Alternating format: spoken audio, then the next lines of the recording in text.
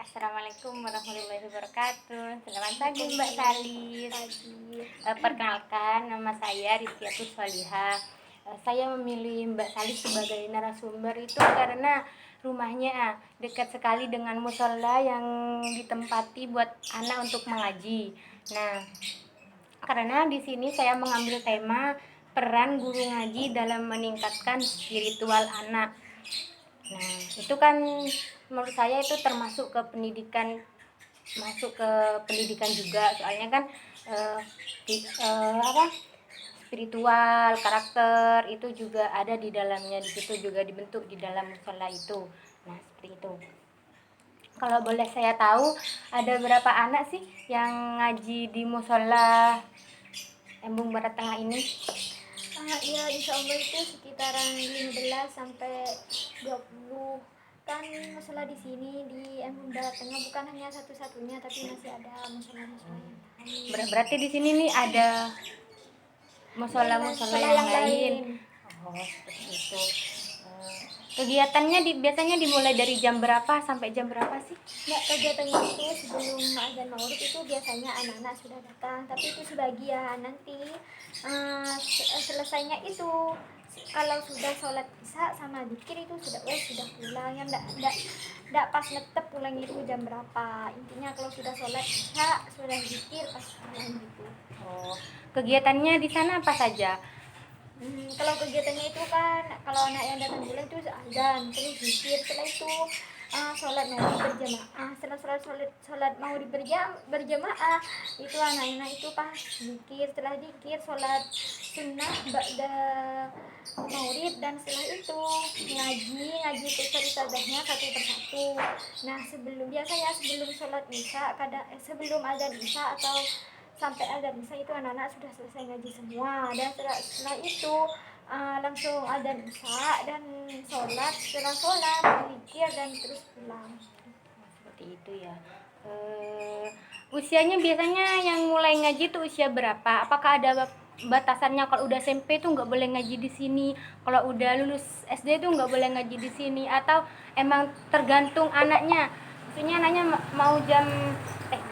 anaknya umur baru kelas SD tetap mau ngaji, nggak apa-apa seperti itu. Apakah kalau wes lah nggak mau ngaji ya wes itu nggak ngaji? Kalau di sini itu tidak ada batasan itu ngajinya, meskipun sampai SMA kuliah mau ngaji tidak apa-apa, tapi anak-anak di sini kadang itu kalau sudah keluaran SD pas sudah ngaji mungkin sudah merasa bisa. Nah, kalau awalnya itu tidak apa-apa, kalau masuknya sudah tidak nentu umurnya berapa juga masih PAUD, kadang sudah ngaji. Kalau masih PAUD itu kiroati, tergantung sama gurunya. Kalau sudah SD itu sudah tergantung ustadz dan ustadzanya yang ada di musola di sini. Soalnya anak-anak kalau sudah SD itu masih disuruh ngaji ke Quran, bukan ke kiroati lagi.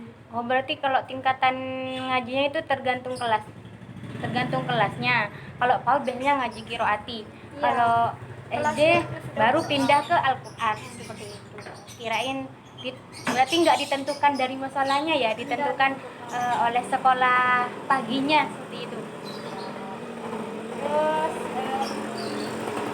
Terus di sini kan nggak ada batasan umur. Nah, paling tinggi tuh biasanya umurnya berapa sih? Sampai anak kelas berapa yang masih sering ngaji di sini? Kalau sekarang masih sampai kelas 3 UTS itu ada yang, tapi itu hanya 2 orang dan masih nambahnya itu yang di sini itu anak usia SD. Kalau anak usia dininya ada nggak, Mbak? Maksudnya Ada. masih kayak PAUD gitu, ada nggak Ada. di sini? Seperti itu. Nah, saya sekarang udah masuk ke inti. Peran guru ngajinya itu dalam meningkatkan spiritual anak itu gimana? Perannya seperti apa? Seperti itu.